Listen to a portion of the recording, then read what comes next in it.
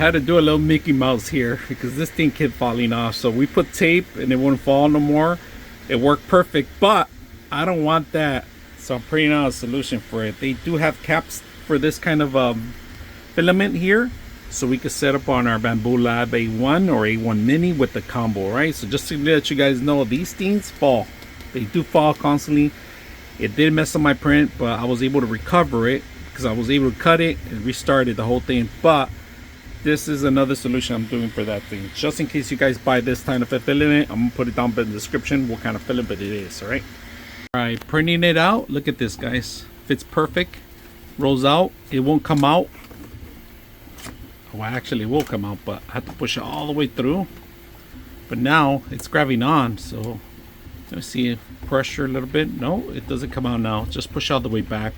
This thing's feeling really good, so looks like it's working well now. Don't have to worry about it. So you can print this out for this kind of filament, all right? This is olive green that we're using.